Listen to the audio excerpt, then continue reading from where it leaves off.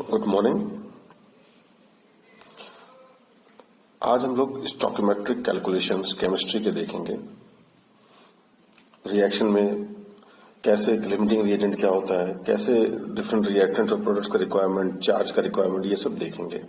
तो ये कुछ पहले शीट में ये हम फॉर्मूले दे रहे हैं, इसका आप स्क्रीनशॉट ले करके इसे याद कर लीजिए। इसमें आपको बहुत हेल्प मिलेगी। जो इम्पोर्टेंट है, litre is equal to 1000 millilitre is equal to 1 decimetre cube is equal to 10⁻³ centimetre cube और is equal to 10⁻³ metre cube. बोलने से तो कोई फायदा नहीं है, बस आप इसको याद, जैसे इसमें ये क्लियर हो गया कि 1 millilitre is equal to 1 centimetre cube. कभी भी आपको कोई वैल्यूज दी हो कि मोल्स पर लीटर मिलीलीटर हो तो it is just like moles per centimetre cube, या मोल्स पर सेंटीमीटर क्यूब है तो ये मोल्स पर लीटर मिलीलीटर है। तो ये जो छोटी छोटी चीजें हैं, ऐसे गैस कांस्टेंट की वैल्यू देखिए, ये लीटर एटमॉस्फेयर में 0.082। अब आप कभी कभी रिएक्शन जैसे गैसेस इक्वेशन या कोई रिएक्शन हम करते हैं जिसमें प्रेशर एटमॉस्फेयर्स में दिया है, तो हमें कोई जरूरी नहीं उसको सारी चीजों को कन्वर्ट करें। हम सीधे गैस कांस्टेंट को इस फॉर्म में ले करके we will get the volumes और pressure in atmosphere and litre, and finally we can convert उन वैल्यूज को हम कन्वर्ट कर सकते हैं रिक्वायर्ड में। जैसे एटमॉस्फेयर और प्रेशर आ गया, उस प्रेशर को हम प्रॉपर रिलेशन को यूज करके कि 1 atmosphere is equal to 1.01 newton per metre square, उसको एसआई यूनिट्स में कन्वर्ट कर लेंगे। मतलब इंडिविजुअल को कन्वर्ट करने की हमें जरूरत नहीं पड़ेगी। तो ये बेसिक फॉर्मूले थे जिसका हमने इंट्रोडक्शन कर दिया आपके साथ। अब हम आपको नेक्स्ट चीज दिखाते हैं, वो ये है कि मोल कॉन्सेप्ट। इनकेस कोई प्रॉब्लम हो तो आप कमेंट में पूछ सकते हैं। तो मोल कॉन्सेप्ट में बेसिक चीज है, मोल एक जंक्शन है जहां पर एक बार आपने नंबर ऑफ मोल्स निकाल लिया तो आप रिएक्शन से बहुत सारी चीजें कर सकते हैं। जैसे नंबर ऑफ मोल्स होता है 3 तरीके से निकलता है। रिएक्शंस की बात नहीं है, जनरल यदि बाहर से आपको निकालना है वो है given mass upon molecular mass, volume of the gas at STP upon 22.4 liters and number of particles upon Avogadro number। जैसे आपको दिया है कि एक गैस में 5 लाख पार्टिकल्स हैं तो उसके Avogadro नंबर से डिवाइड कर देंगे, you will get the number of moles.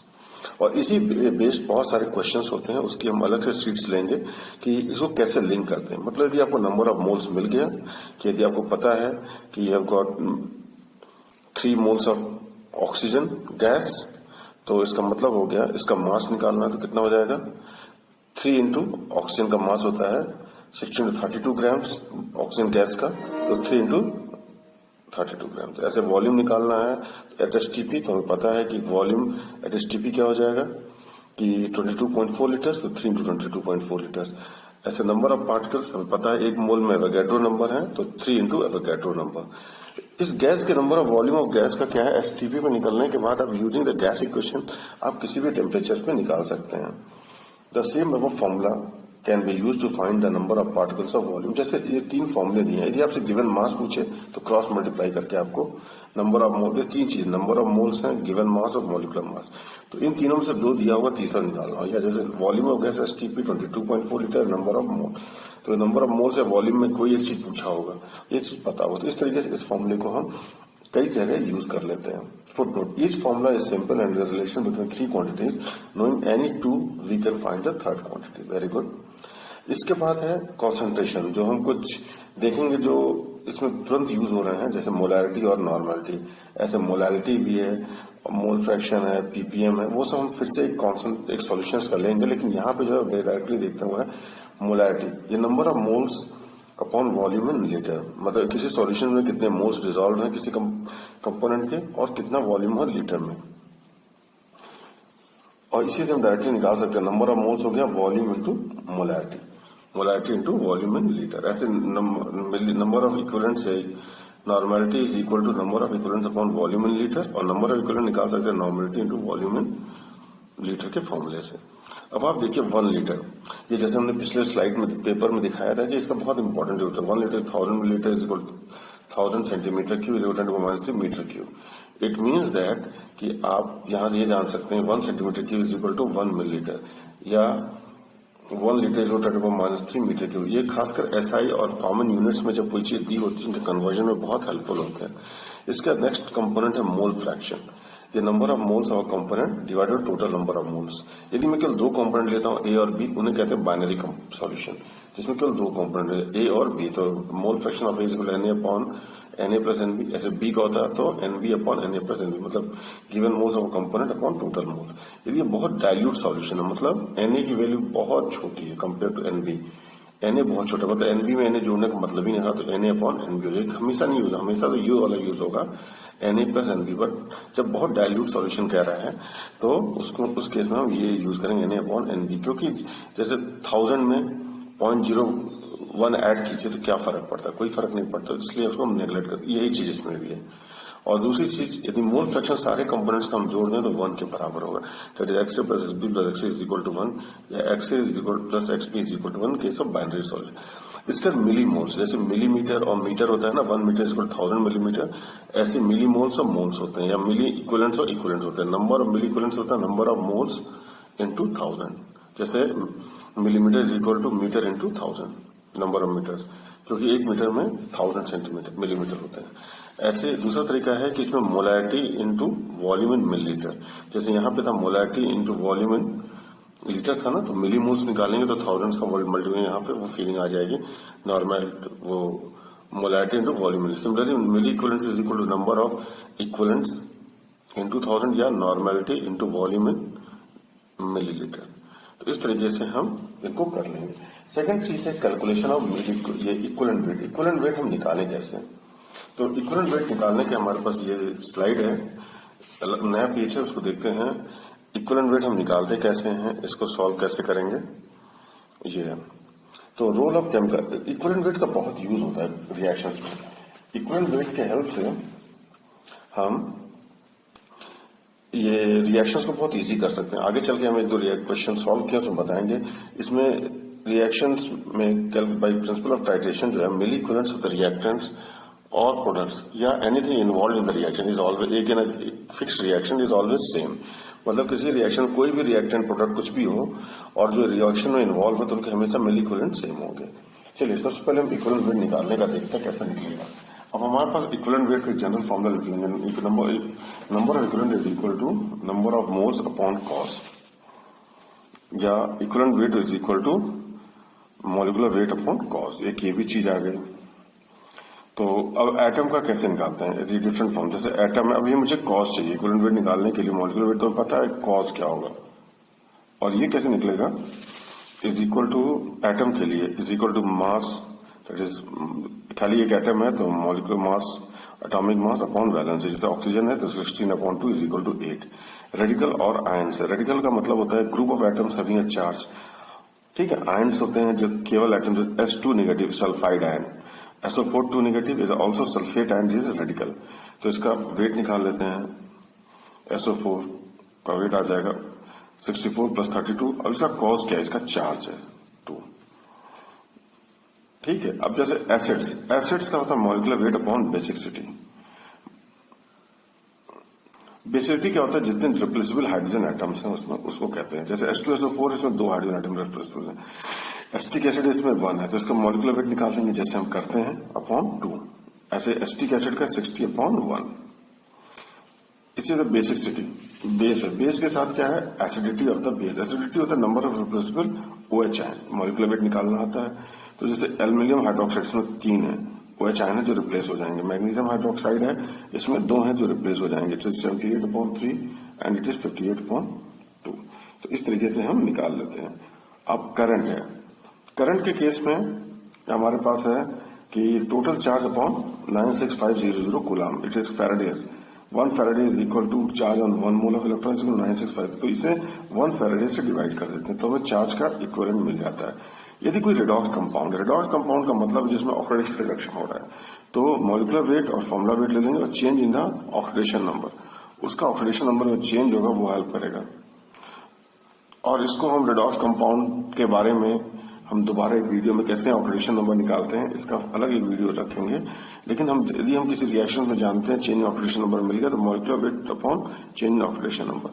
Salt, salt का मतलब जैसे कैल्शियम क्लोराइड है, सोडियम सल्फेट है, it is the molecular weight upon total positive और नेगेटिव चार्ज। तो टोटल पॉजिटिव और नेगेटिव चार्ज का मतलब हो गया कि जैसे सोडियम है, इसमें देखेंगे तो इसमें 2 Na होगा और एक मॉलिक्यूल एक सल्फेट आयन होगा। तो Na पे क्या है, एक सोडियम पे +1 चार्ज है, 2 पे 2 हो जाएगा। सल्फेट पे क्या है, एक ही सल्फेट है, उस पर 2 नेगेटिव है, तो इसमें टोटल नेगेटिव चार्ज -2 हो जाएगा।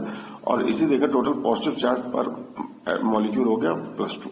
तो कोई एक ले लें, तो ये 142 upon total positive negative charge equal to 41.2 is equal to 71 gram. एक बहुत अच्छा, जो बहुत इंपॉर्टेंट है कम्पिटिटिव पॉइंट ऑफ व्यू से, कि equivalent weight of salt is equal equivalent weight of cation present plus equivalent weight of anion. मतलब sodium का अलग से निकाल लें और सल्फेट का अलग से निकाल के दोनों को जोड़ दें तो भी हमारा निकल जाएगा। ये कई जगह यूज होता है। तो जैसे सोडियम सल्फेट है, सोडियम आयन का क्या हो जाएगा 23 अपॉन चार्ज 1 23 का, सल्फेट का 96 अपॉन 2 इज इक्वल टू 48, दोनों को जोड़ दीजिए तो हो जाएगा 71 ग्राम, जो हमारा वहां आया था। तो इस तरीके से हम इक्विवेलेंट वेट हम निकाल लेते हैं। ठीक है, अब हम इसके आगे देखते हैं relation between moles and equivalents, ये देख लेते हैं। तो number of equivalents is equal to number of moles into cos. इसमें number of milliequivalents is equal to number of milli moles into cos, normality is equal to molarity. ये बहुत important question है, तो फॉर्मूले हैं जिससे आपके ना क्वेश्चन लगाने की स्पीड बढ़ जाएगी। ठीक है, मतलब इस समय कॉज वही चीज है जो हमने देखा था, आयन है तो वैलेंसी है, चार्ज है, जो भी हम कॉज निकाले हैं ना, एसिडिटी बेसिसिटी, वही चीज में कॉज होगा। क्वेश्चन के हिसाब से हम देख लेंगे कॉज क्या है, तो वही नॉर्मल, लेकिन इक्विवेलेंट्स, मिली इक्विवेलेंट्स या normality is equal to number of moles into cause, milli moles into cause and molarity. Limiting reagent, limiting reagent का मतलब होता है जो रिएक्शंस के बीच में खत्म हो जाए, जिससे कारण रिएक्शन स्टॉप हो। जैसे आप देखेंगे जाड़े में लोग लकड़ जलाते हैं और बैठ के उससे आग सेकते हैं, लेकिन कब तक सेकेंगे, लकड़ी तो खत्म हो जाती है, कुछ देर बाद फिर आग खत्म। तो इसका मतलब ऑक्सीजन तो बहुत है एयर में, तो जिसमें लकड़ है वो लिमिटिंग रिएजेंट हो जाता है। ठीक है, लिमिटिंग एजेंट वो है जो पहले खत्म हो जाए, रिएक्शन अभी बाकी सब चीज बची हुई है लेकिन वो चीज खत्म हो गया, उसके कारण सारा रिएक्शन खत्म हो गया। जैसे आप मान लीजिए आपके घर में चाय की पत्ती बहुत थोड़ी सी है, चाय बनानी है, तो आप देखेंगे कि ये दूध पानी तो बहुत है, लेकिन बिकॉज ऑफ चाय की पत्ती आपका reaction number of cup of tea कम हो जाएगी। तो वो इसमें जो है चाय की पत्ती लिमिटिंग रिएजेंट हो गया। अब रिएक्शन में कैलकुलेशन कैसे करते हैं, तो सबसे पहला तरीका है कि जैसे हमने पढ़ते भी आए 9th 10th में भी, तो एक बैलेंस केमिकल रिएक्शन लिखें, उससे स्टोइकोमेट्रिक कैलकुलेशन करें। उसमें हम एक जिसको जो चीज निकालनी है, जो चीज दी गई है, उसके बीच में हम एक केमिकल एक रिएक्शन वो रिलेशन इन्वॉल्व करेंगे और यूनिटरी मेथड से उन चीजों को सॉल्व कर लेंगे। दूसरा है प्रिंसिपल ऑफ टाइट्रेशन। इसमें क्या होता है कि milliequivalents of the chemical species involve in reaction same होता है, जिसका भी जो भी स्पीसीज इन्वॉल्व है उन सभी के मिली इक्विवेलेंट सेम होंगे। एक है प्रिंसिपल ऑफ एटॉमिक कंजर्वेशन। जैसे कोई भी एक कंपाउंड है, कंपोनेंट है या एलिमेंट है किसी रिएक्शन में, वो डिकम्पोज हो रहा है, प्रोडक्ट करके वो 2-3 प्रोडक्ट्स में जा रहा है, तो जो एटम नंबर ऑफ एटम्स जो होंगे वो सारे मिला के रिएक्टेंट में जितने जगह भी गया होगा, जितने मोल्स के हिसाब से निकालेंगे, प्रोडक्ट में भी उतने सारे होंगे। इन पे हम सेपरेट क्वेश्चंस भी करेंगे, अभी तो जो है वो देख लेते हैं। जैसे क्वेश्चन है, calculate the amount of carbon dioxide evolve by reaction with 200 gram of calcium carbonate, और कहीं कहीं डिकम्पोजिशन ऑफ कैल्शियम कार्बोनेट भी आ जाता है। तो जिसका पहला तरीका हम कैल्शियम कार्बोनेट का बैलेंस रिएक्शन लिखते हैं, जैसे कैल्शियम कार्बोनेट ये हो गया। अब जब बैलेंस रिएक्शन लिखेंगे तो हम ये देखिए तो हमारे पास क्लियर हो गई कि नंबर ऑफ मोल, ये बताता है कि इसका 1 मोल इसके 2 मोल से रिएक्ट करके इसका 1 मोल, इसका 1 मोल, इसका 1 मोल मिलता है। ये एक चीज क्लियर होती है बैलेंस केमिकल रिएक्शन। जब बैलेंस नहीं करते तो नहीं, जब बैलेंस हो जाता है तो इससे ये क्लियर हो जाता है। अब दूसरी चीज, यदि इनका 1 मोल का वेट क्या हो जाएगा, इसका मॉलिक्यूलर वेट, इसको जोड़े तो ये आ जाएगा 100 ग्राम। इसके 1 मोल का हो जाएगा कार्बन प्लस ये ऑक्सीजन का वेट, दिस इज 44 ग्राम।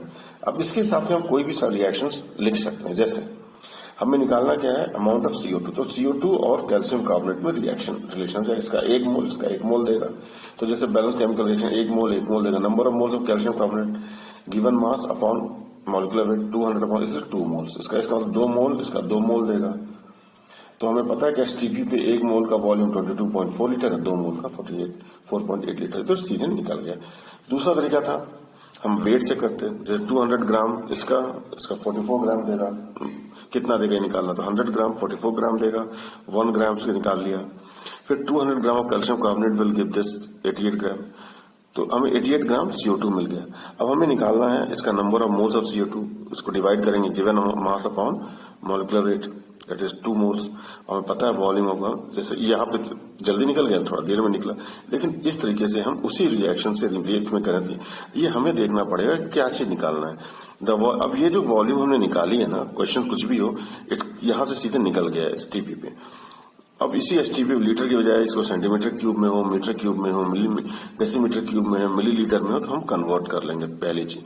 दूसरी चीज, यही चीज हम रिएक्शन को रूम टेम्परेचर में करवाए हैं। यदि वो कह दे कि रिएक्शन को किसी हायर टेम्परेचर पे या किसी और जगह हो रहा है, तो भी हम इसको हम सॉल्व कर लेते हैं। ठीक है, तो ये हमने एक वो दिखाया कि जनरल स्टोइकोमेट्रिक कैलकुलेशन। इसी को तीसरे तरीके से हम कर सकते हैं टाइट्रेशन, जैसे इक्विवेलेंट वेट के कॉन्सेप्ट से। अब हमें पता है equivalent weight of calcium carbonate is equal to equivalent of CO2, मतलब इक्विवेलेंट ऑफ कैल्शियम के दोनों रिएक्शन में इन्वॉल्व है। हमने ये देखा है कि इन रिएक्शन में कैल्शियम कार्बोनेट और CO2 दोनों एक ही रिएक्शन में इन्वॉल्व है। तो इससे हम ये कर सकते हैं, इनके मिल इक्विवेलेंट से इक्विवेलेंट को बैलेंस कर सकते हैं। Equivalent of calcium carbonate is equal to equivalent of carbon dioxide. तो इक्विवेलेंट ऑफ कैल्शियम कार्बोनेट कैसे निकलेगा?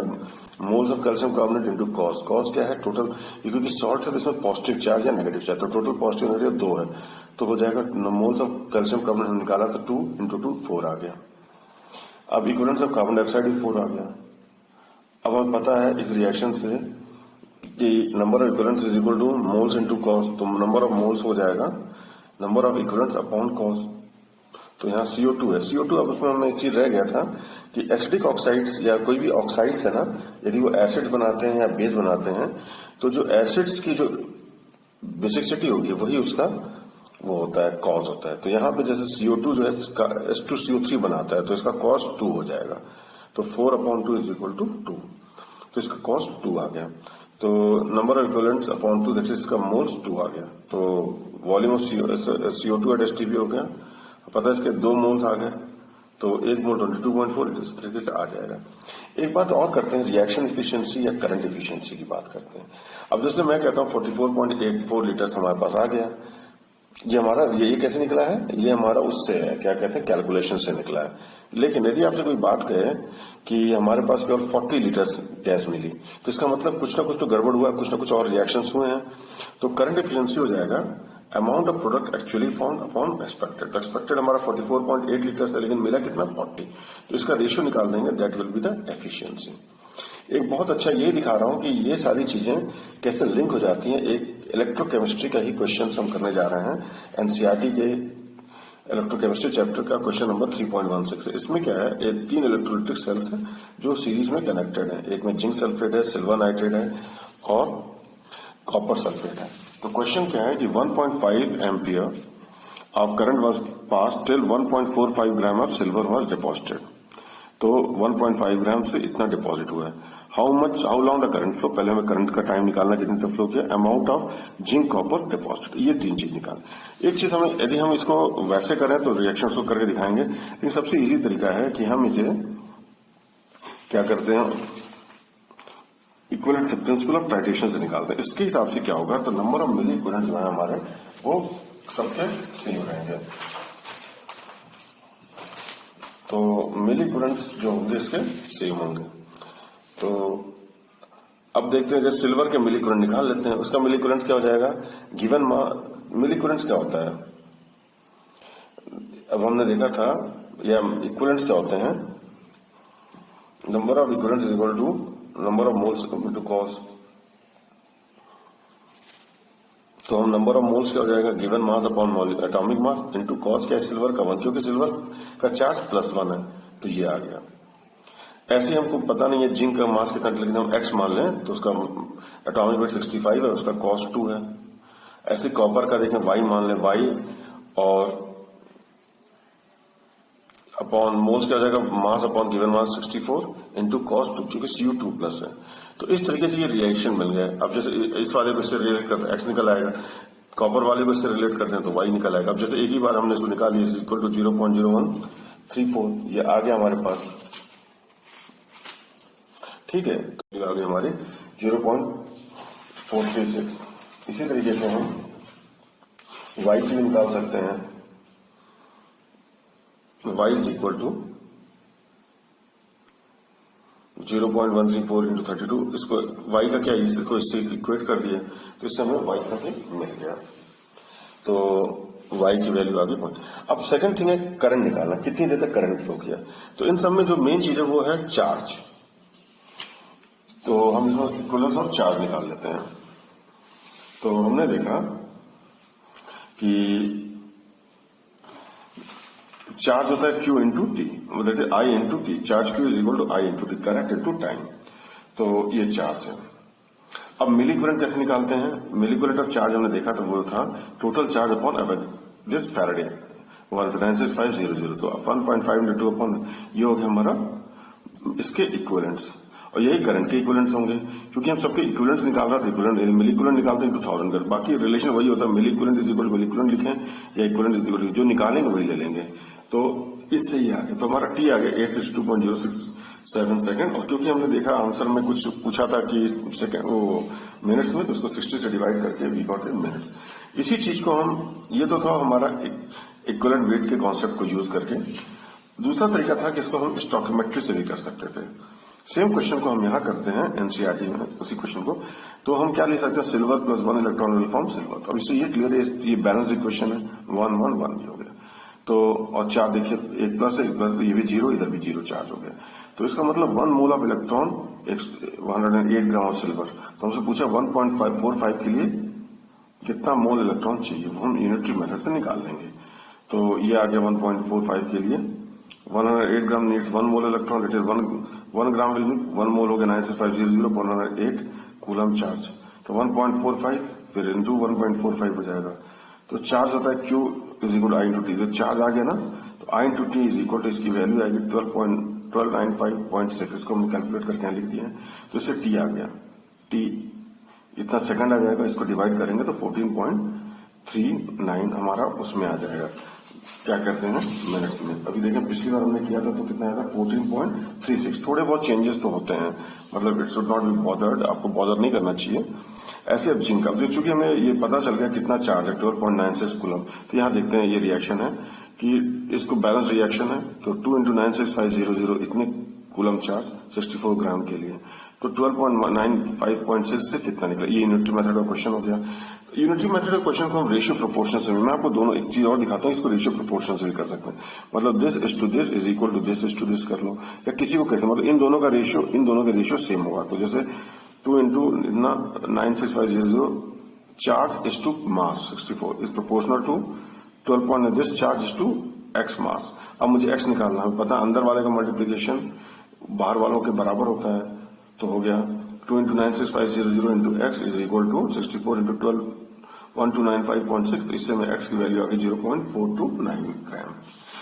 तो ये हमने x किसका निकाला था 64 जिंक का निकाला। तो हमारा जिंक का भी पिछली बार भी 0.436 ग्राम आया था, मतलब नियरली सेम है, दोनों आंसर सेम है। इसी तरीके से हम कॉपर का भी सॉल्व कर लेंगे। इसको करके हम प्रैक्टिस करके हम दोनों चीजों का कॉन्फिडेंस ला सकते हैं। लेकिन हम एक बाद में ये देखेंगे जो ये principle of equating milli equivalents और इक्विवेलेंट्स, वो इजी और फास्ट मेथड है। होप आपको ये लेक्चर बहुत अच्छा लगा होगा। हमने आपको ये दिखाया कि इलेक्ट्रोकेमिस्ट्री के क्वेश्चंस हो, या आपके स्टोइकियोमेट्री के क्वेश्चंस हो, या आपके क्वेश्चंस ट्राइटेशंस के हों, सारे एक जैसे होते हैं। थोड़े प्रैक्टिस की जरूरत है, हम इनमें और भी क्वेश्चंस करेंगे, लेकिन हमने आपको बेसिकली इन सारे कॉन्सेप्ट्स को एक साथ मर्ज करके समझा दिया है। और जो क्वेश्चंस हैं इनके हर एक के अलग अलग भी लेंगे, और इलेक्ट्रोकेमिस्ट्री के कुछ और टाइप के क्वेश्चंस हैं उनको भी देखेंगे। लेकिन हमने जो आपके इक्विवेलेंट वेट से या मोल कॉन्सेप्ट से रिलेटेड क्वेश्चन थे इलेक्ट्रोकेमिस्ट्री के, हमने देख लिए। आप सबको लेक्चर अच्छा लगा। यदि इनकेस कोई डिफिकल्टी हो आप उसको कमेंट बॉक्स में लिखें, और हम आपसे रिक्वेस्ट करते हैं इसको लाइक सब्सक्राइब कीजिए और अपने दोस्तों में शेयर कीजिए, ताकि कई बहुत लोगों का भला हो सके। Thank you for watching.